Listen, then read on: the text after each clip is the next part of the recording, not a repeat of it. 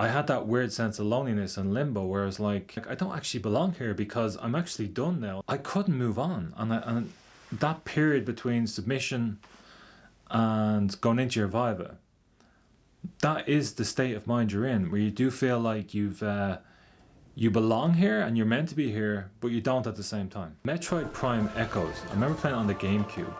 I remember at the viva, when I went into the viva, a brief moment of clarity hit me, where I knew more about Metroid Prime Echoes than I did my actual thesis. But yeah, I'll never forget that moment. It was just like it was almost something out of a movie where you're going and you're sitting on the park bench and you're watching the sunset and you've submitted your thesis, but you haven't had your viva yet. So you don't exist as a person anymore. You're like a ghost that hasn't moved on.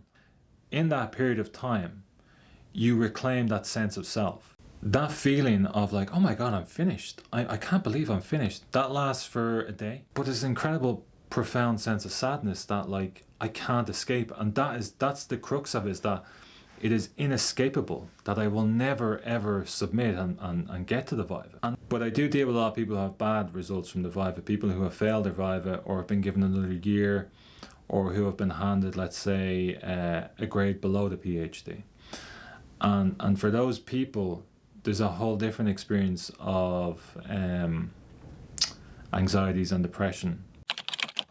What is life as a doctor like? I mean, does life improve from it?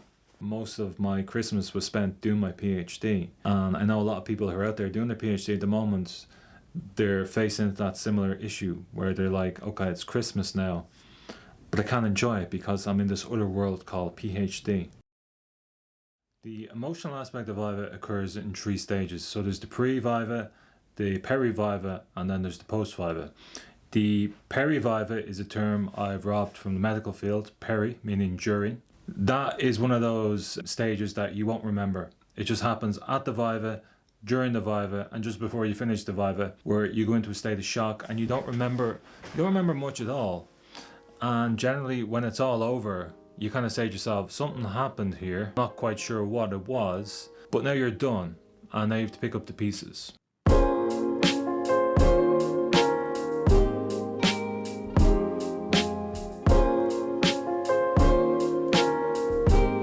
So anytime between submission of your thesis right up until the moment you enter that room to have your viva, it's going to be an incredible sense of loneliness. It's going to feel like limbo. You're finished, but you're not quite finished. So you're still tethered to the academic world. You're not allowed to leave the college just yet. You've left the college. So there's no reason to go back in anymore. You've sort of submitted your thesis. You can go to the library to study for your viva, of course. But there's a tremendous sense of like, well, I'm done now, so why would I go back? And I remember when I was doing my PhD, when I was waiting for my viva, I had that weird sense of loneliness and limbo where I was like, I don't actually belong here because I'm actually done now and there's no reason for me to stay here. I was overtaken by this weird feeling where I was saying to myself, okay, well, I have all this study to do, but maybe I should do it at home because I belong at home now, because my supervisors, he's done with me now. The college have taken the thesis off me. People looking at you and talking to you and saying like, are you not, I thought you submitted your thesis, your PhD, so why are you still here? And then you have to explain the viva to them and they're like, oh, I didn't realize there was an examination. They're kind of looking at you going like, you don't belong here anymore, why are you still here? And it's funny because when I was talking to my clients over the years, I said, do you ever have that sense of like loneliness and detachment from the university that was once your home, but now it's not your home anymore because you've submitted, so subconsciously you've already detached yourself from the university. And for me, that sense of detachment, that sense that like I no longer belonged here, carried with me right up until I went into the office. When I sat down in the viva, I was overcome with this emotion where I was like, oh, I'm actually part of the university again now. I'm back in it. They've mentioned my name. My thesis is in front of me. And the chair and the internal were there. And I'm like, oh, no, I'm back. I belong here now. I'm back in college. But before that, I was wandering around. I don't belong here anymore. And it was a weird mental health type situation where I couldn't move on. And that period between submission and going into your viva, that is the state of mind you're in, where you do feel like you belong here and you're meant to be here, but you don't at the same time. The pre-viva is also, you're also racked with a lot of worries. The guilt ironically leaves you, and you can watch TV again, you can do all this sort of stuff. That's what was stopping you doing all that enjoyment of that beforehand, was your PhD. But that is now submitted, so you no longer have to have that guilt. You can watch TV and not feel guilty. And even though your viva is hanging over you, it's a different type of worry and a different type of guilt. Because you just think to yourself, well, I mean, I wrote my thesis myself, I know my thesis, so, and I know I have to study for this thing called the viva, but it's not the same as it's not the same guilt, it's not the same worry you have with your PhD. So it's a weird, vague worry. I often use the term the sword of Damocles. There's a thing hanging over you, and you know it's dangerous, but it mightn't fall either. You know, it could fall and kill you, but it mightn't fall and kill you in the same way. I have very fond memories from the pre-viva stage. Even though it was a weird limbo time, looking back on it, there were some nice moments in it as well. I made a list of all the books I had to study around my thesis, because I made the mistake of saying to myself, I need to learn my thesis off by heart, and I need to learn everything about it. So if I mentioned a particular topic, I made sure that I knew everything about that topic from time immemorial, which was not necessary. In a weird way, even though you know you have to do all that stupid studying around the topic, you're not committed to it. So you end up in this weird trauma frozen state where you have to do everything, but you don't want to do anything, and you end up watching the telly or playing the computer. And I remember playing, Metroid Prime Echoes. I remember playing on the GameCube.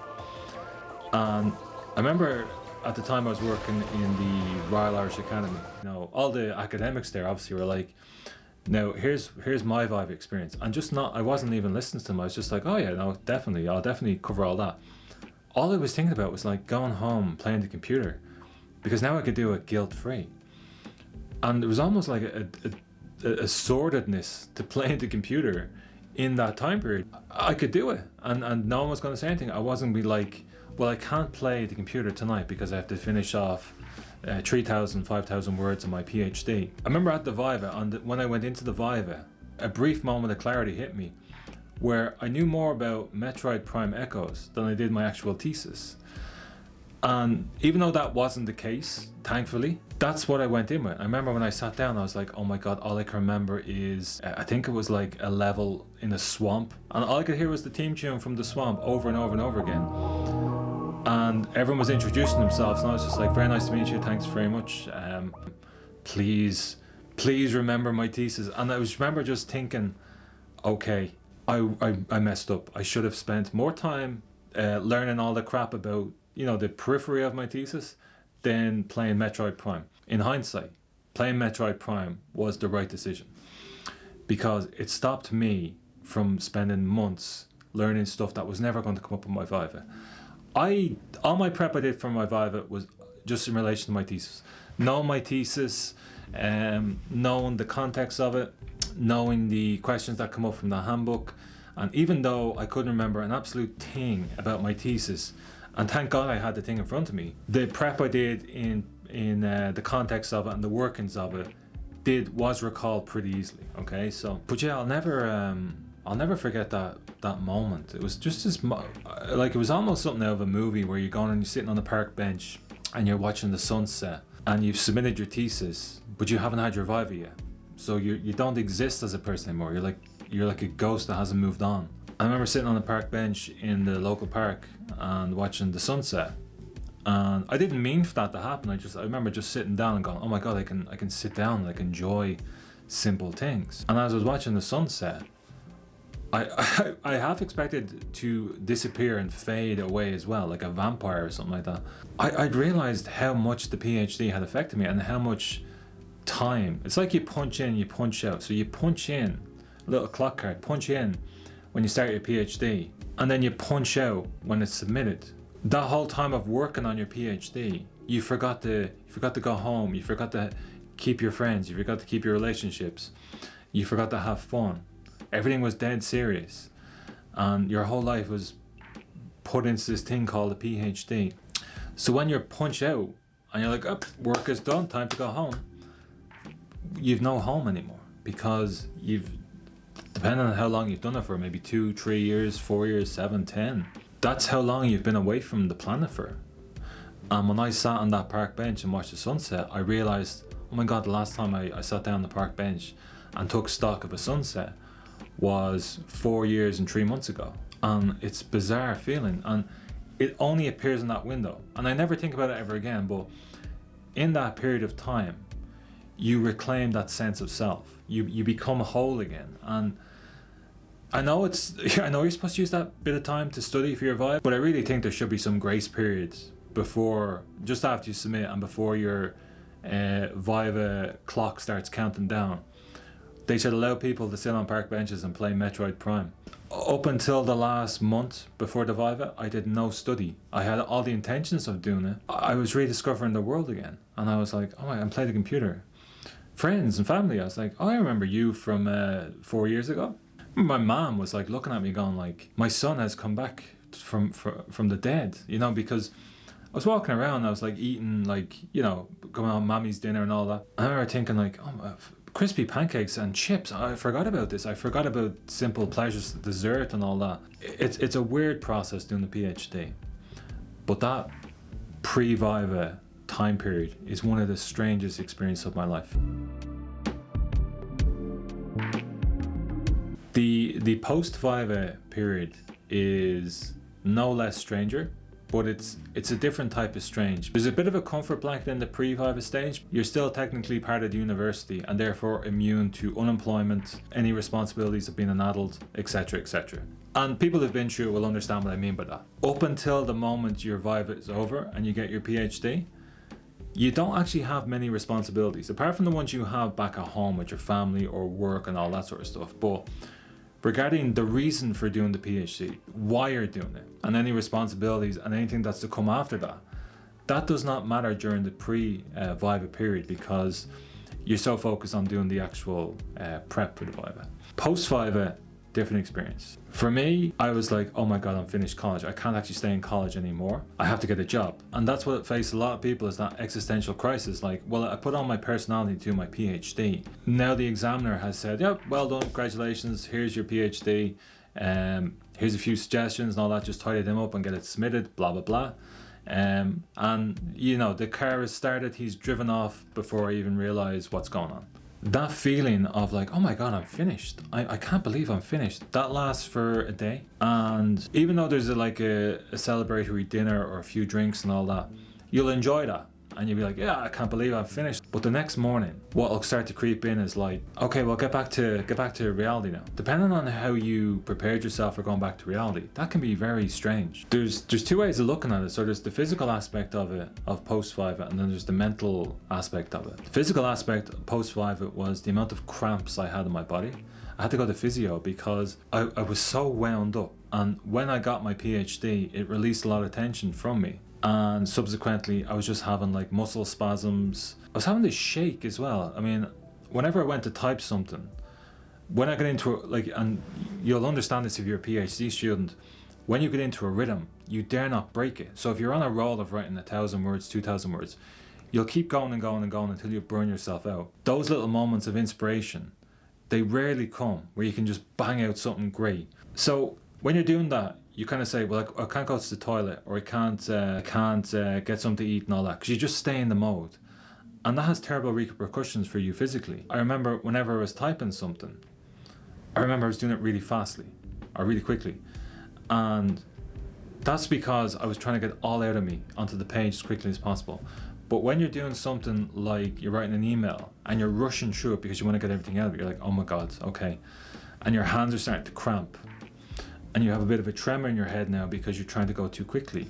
That's not good, and that's the hangover from the PhD. And there is some mental aspects linked into that, obviously being obsessive about writing something really quickly, or being so involved in what you're doing that you lose track of time and all that. That's a PhD thing, and it's very hard to lose that. So many people, when they go back to work, they find themselves becoming like overly invested in the work they're doing, or overly attached to the desk. People are saying, do you want to come for lunch? They go, no, I better finish this. And they're like, oh, well, they used to go for lunch, but what you're doing is now you're treating your work like a PhD, and you everything is really, really specific to that mindset, which is like, I'm on a roll, I better stay with it. Another major aspect of the mental side of stuff is the whole anticlimactic feeling about it.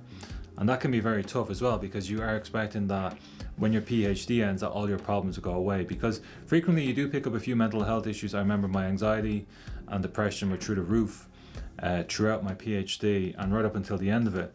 And it took a good many years afterwards for them to be fully back to normal. But I had bound up that they would bound up all my problems into my PhD. So there was an expectation that when the PhD was over, that those problems would also disappear, which wasn't the case. And it was very hard to adjust to that.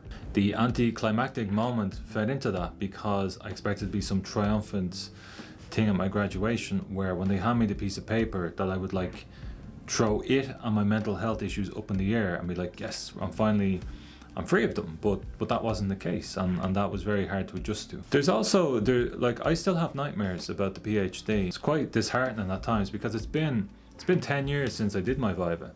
So when it still impacts me in that manner, it's very strange, because, and it'll always be the same type of dream where I'm on the way to my supervisor's office, or me and my supervisor are in the canteen of the college, and he's saying to me, just make sure you get that last chapter into me, because we need to go through a few things and there may be some changes and all that. We can look into see then if you're ready to submit. In the dream, I'm like, oh no, not this again, please. And I remember running around frantically trying to get this last chapter sorted, and the words on the laptop being all distorted, and I can't, every time I try and type something into it, more of it deletes. But there's an incredible profound sense of sadness that I can't escape, and that's the crux of it, is that it is inescapable, that I will never ever submit and get to the viva. And that happens, I'd say I have that dream about maybe 5 or 6 times a year, every year. And it's always that same, I'm always in the college environment, my supervisor is there, I'm running around frantically, and then it ends with that profound sense of sadness that, shit, I can't get out of this, I'm trapped forever. And it is something, it's a different type of, your PhD, because people say to you, when you're doing a PhD, it's like, oh, he's just anxious doing his PhD. And they think of it as a normal level of anxiety. But it's existential anxiety, because your whole life is bound up in this document. And if you can't complete it, well, then you can't complete your life. And it's such an unusual state of mind, because you're not actually in any trouble, and you're not in any danger. So it shouldn't be horrendous anxiety, but it's that horrible anxiety of the unknown and the inescapable. And it's almost, it's a type of gothic anxiety, because you're being pursued and haunted and hounded by this thing that no one else understands and doesn't think exists. Because when you say, I'm having terrible trouble, nightmares about my PhD, unless you're doing a PhD, their only go-to is oh yeah, no, I remember having a few issues with my exams, but I got through it. It's no, it's not the same. It really isn't the same. It's you definitely have PTSD when you come out of it, and you definitely have stories that are very unique to you. And finding another PhD student sometimes doesn't help, because they have their own unique anxiety related to their own thesis. And my viva was grand. My viva was relatively simple. It was an hour and a half, and there's a few things challenged in it, but it was all grand, and I shouldn't have had any nightmares post viva. You still have those worries, and you still, I remember during my PhD having nightmares. I did paranetic literature with paranesis, which is I won't bore you with it. I'll put a slide up here what it is. But that word, I remember having dreams where that word crushed me, and that word was beating me up. So imagine being in your room doing your PhD, and the word comes into your room and it starts beating you up, and being half asleep, half awake, being crushed, because I couldn't figure out how to relate this word to my PhD. And I couldn't let it go either, because someone would just say, well, just forget it doesn't relate. And I was no, I'll make it relate. That type of nightmare, that type of dream state, is definitely something I'll never forget from the PhD. Those things I mentioned pre or post viva, they're all related to a good result from your viva. But I do deal with a lot of people who have bad results from the viva, people who have failed their viva or have been given another year, or who have been handed, let's say, a grade below the PhD. And for those people, there's a whole different experience of anxieties and depression, depending on how long you put into it, like at least three years, and then to be told, well, look, I mean, ultimately it went nowhere, you failed it. That can be quite tough. And if your PhD goes on for 7 or 8 years and they turn around to you and said, you know, sorry, it wasn't up to scratch. Trying to pick up the piece after that is quite difficult. But I do remember there was a client a long time ago, and they came to me and they had been doing their PhD for 8 years. Essentially had failed it. I didn't catch the whole story because they were very they were very wound up about it, obviously, and upset about it. But I think what they were trying to say is that they could possibly gut some of it and publish some of it, you know, but that as a whole it was worthless. I remember at the time I was only early into the company, and I wasn't really prepared or equipped to coach people at that point, or to mentor people or sort of comfort people with that. It was quite shocking to me when they said it, because I was like, I have no experience of this. It's rare that someone would fail their viva and then contact me, you know, especially if I had nothing to do with it. Yeah, I don't know. I'm really sorry. I mean, it's one of those cases where I defer people to the college, but I always feel like I'm just pawning them off. I think all you can do is, like, you know, if you know someone who's in that case, just rally around them. I do know people who have failed their viva and who have picked up the pieces. It does take a while. You have to give yourself at least 6 months to get over the shock of that.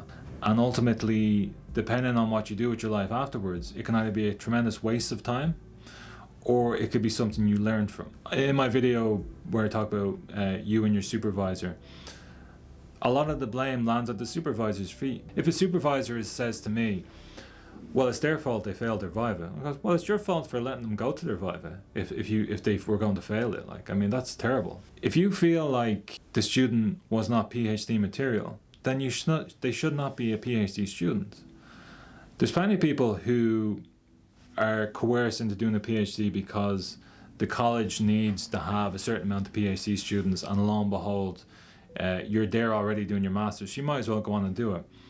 But no one asks that student, is this something you really want to do? Do you want to go through the stress of it? And if a student is coerced and said, you know, you should do the PhD, but the supervision is terrible, that's on the college then, that's on the supervisor, because a student is only following instructions. And there's times where people hand me up their PhD to correct it. And I go, to be quite honest with you, if I was your external examiner, I'd have major issues with this thesis. And they're like, yeah, but my supervisor just says submit it. And I'm like, well, here's what's going to happen if you submit that. And lo and behold, they end up failing it. Or, you know, the best case scenario, they get to take another year at it. What is life as a doctor like? I mean, does life improve from it?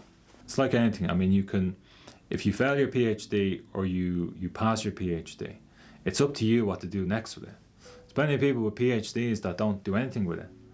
And there's plenty of people who fail their PhDs who go on and do loads of stuff with their life. So it really is up to you what you do with it. For me, I got my PhD in 2013. At the time, I was working in the Royal Irish Academy. I was on an internship.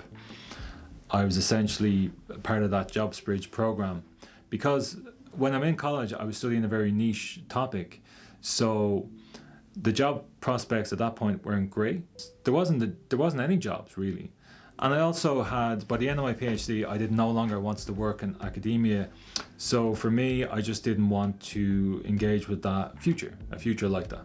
So where did that leave me? Well, doing the internships was very disheartening, because you come out, you're on the dole. So you get, I think it was €200. And I think with the Jobs Bridge, you got an extra €50. But because the Jobs Bridge requires you to travel and feed yourself, you're essentially working for your dole. You're doing a 40-hour week and coming out with €200, of money that was, depending on how you look at it, I was working for free, essentially. I'm the type of person that always tries to find a positive from any negative. Whatever way you think about the Jobs Bridge program, whether you thought it was a good thing or a bad thing, for me, I used it. I got the experience out of it. I made contacts out of it. And ultimately made me realize that I needed to change my life. I needed to become self-employed. So if anything, it was such a bad experience for me that I kind of said to myself, do you know what? F this. When you have a PhD and you're working for zero money for 40 hours a week, you start to say to yourself, is anything worth it anymore? Now, that was a particular period in our country's time frame, just, post-recession, a lot of neoliberal frameworks and ideas that didn't go anywhere. Very demeaning at times. As I said, I had a PhD. I had all this experience helping people with their thesis sporadically when I was doing my own PhD. And I learned a lot. And I said, you know what, I'm just going to become self-employed. And I had an idea for this business. And I'm quite lucky that I was quite resourceful.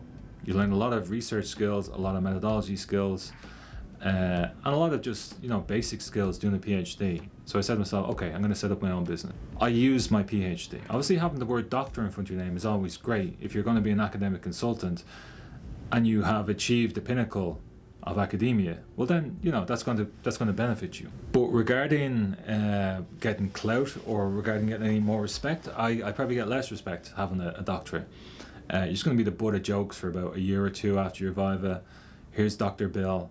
The postman is just going to just... The thing about it is that you can't put that doctor anywhere. You can't put doctor on your passport. You can't put you can check into hotels as doctor if you want. You're just going to put Mr. when the drop down menu on whatever form you're filling in. You're going to pick Mr. because the last thing you want to be doing is checking into a hotel as doctor, and then they're banging on your door at 3 o'clock in the morning to try and revive some guest 3 doors down because you said you were a doctor. I remember there was the Oscars. They were like, well, what do you do with your Oscar when you got it? And they were asking all these people, and goes, oh, it's in the press somewhere, or it's a doorstop, or whatever. And I used to think oh, that's really disrespectful. You put in a lot of work. Why would you disrespect yourself and put it in a cupboard? Someone has acknowledged what you do. That's something you're going to find as well post viva. You'll have notions about getting the whole thing bound. You'll even have notions about getting your friends copies of it. The amount of people that say that to me is well, I'm going to get about 10 copies and give them out to my friends. They don't care. They don't want them, okay? As time goes on, I look back differently on my PhD. Obviously, it's got me to where I am today, but it definitely left me with a lot of scars. I lost a part of myself doing it. I lost all that isolation, those mental health issues I still have with me to some extent today. They're a lot better than what they were, but they're still there. And I often wonder sometimes, is there a different path I could have taken? Now I'm very happy where I ended up in life. Now I am. I mean, for a long, long time, I hated that I did the PhD and that I ended up, even when I set up the business, doing it for a few years and all that, I was still oh, I can't believe I wasted I could have been traveling the world or whatever. But you do get to a point where you kind of say to yourself, do you know what, it happened and I survived it. And that's the most you can ever say about doing the PhD, is that you survived it. And it's what you do with your life afterwards, okay? If your whole life becomes, well, I did a PhD and I got my PhD in 2013, I did nothing for the rest of my life of note, then you'd have to question, was it the right idea doing the PhD? I could have been one of those people if I didn't set up my business. Before I set up the business, I was doing so many different jobs bridges that I was just saying to myself, I can't get a job. And I literally couldn't. I could not get a job to save my life. I was thinking about, well, I'll emigrate, or I'll do this, or I'll do that, or I'll just change careers completely and just start again. If I had done that, then my PhD would have been the biggest waste of time. And I would have been no better I would have been better off failing at that, because ultimately it wasn't going to any use. But because I've done something with it, and because I'm still using it to help other people, the most I can say about that is that I survived it. I have no physical copy of it here to show you. It exists out there on the website. It's something some other guy did, and that he survived it, and I'm just the result of that. In a weird Doctor Who way, a previous regeneration of me did the PhD, and I'm living off the fruits of it, because I can't connect back. I can connect with the post-viva Bill, but I cannot connect with the pre-viva Bill or the PhD Bill. I don't recognize them anymore. I don't understand them, and I don't know how they did it. I'm very thankful that they did it and that I'm here today because of it. But doing my PhD was so traumatic and so life-shattering that it split me into a different person, and whatever survived post-viva went on. Well, and looking back on it though, it's very hard to connect with that person. It was just a time in my life where I was fighting a battle, fighting a war, and I can't connect with it, because to connect with it would be to go back into that very traumatic experience of doing it. And I know a lot of people have that similar experience, and I'm just saying to you that when your PhD is over, and in the years after your viva, make something else your PhD. Make your family your next PhD. Make your career your next PhD. Because if you stay in that limbo mode, it'll just keep dragging you back and back and back again, and it won't let you move on. This is a strange video. I'm in a strange mood lately. It's around Christmas time when I'm recording this. Christmas time is always a strange time for me, because I'm always reminded. Up until I made this video, I wasn't really thinking about the viva or the PhD, but it's brought back some memories of me, especially around Christmas time, where most of my Christmas was spent doing my PhD. And I know a lot of people who are out there doing their PhD at the moment, they're facing that similar issue where they're like, okay, it's Christmas now, but I can't enjoy it because I'm in this other world called PhD. Yeah, it certainly triggered some strange emotions in me doing the video. This video has had multiple starts and stops in it, which won't be in the edits, obviously. To give you some context, usually when I'm doing a video, I'm quite jovial, quite jokey. Doesn't always come across in the camera because I'm not used to the camera just yet, and even I struggle at times to watch myself on it, but I have to just sort of push through it. It usually takes me about an hour, 2 hours to record something that's about 40 minutes, and then I whittle it down stuff. This video has taken up the whole day for me because I'm so angry making it, and I'm very wound up, and I can't sit straight because I don't want to talk about the viva. And it's a thing you're gonna, like, if your friends and family or loved ones are doing the PhD. This video is for people doing the PhD, but it's also, you know, if you're the husband or wife of someone doing the PhD, this will show you what they're going through, you know, and it's not something that's fake, or it's not something that, it's only an L PhD, like, what are you doing? You can't be worried over it. The existential attachment to it is incredible, and when you go to talk about it, it resurfaces all those emotions. The fact that I'm 10 years away from my PhD, yeah, it took me the whole day to record this video. It speaks volumes about how much it affects people. And if you marry that to the idea that, well, now your supervisor's been an issue, or you have to do another year, or you just can't seem to figure out your findings in the discussion chapter, or the literature review is not working, or you can't quite reach a good conclusion. That's a separate issue to all the issues I just talked about there. So if you put that on top of the other issue, you can imagine how soul destroying it is. Just because someone sits in the room hours and hours and hours studying, that they're no longer human. You become subhuman doing it because you're not human. You can't interact. Humans rely on social situations. They rely on talking to people. I didn't do any of that during my PhD because I couldn't, because I was so focused on finishing the PhD. And you have occasional times where you come out of your room or you come out of the library and you're talking to people, but they're not there, you know, and it's quite sad, you know, because I do remember being on nights out with my friends and they're talking to me here, but there's a glass, there's something in front of us, and I can't connect to them because they don't understand. I'm the one on the battlefield. And then you start looking at people going like, oh, because your life is so simple. I wish my life was simple like yours. If you know someone doing a PhD, it's not personal. It's just, it is that mindset you go into, and it's that world you get lost in. I'm going to try and end this video on a positive note somewhat, okay? If you're going into your viva soon and you want some quick takeaway from this video, you can do yourself no wrong then get yourself a Nintendo GameCube and Metroid Prime Echoes. This video will now become a Metroid Prime Echoes computer game review. Okay guys, I love yous and leave yous. Hopefully this video has been of some help to you. Hopefully it will help put some demons to rest for people who have done their PhD. For those about to do their PhD, hopefully you're not staring 1,000 yards into the distance going, what the hell did I just watch? Is this ahead of me? It's different for everyone, okay? But there is an adjustment after the viva, and all this video is just to say that, hey look, you're not alone. There's a few of us in this, okay?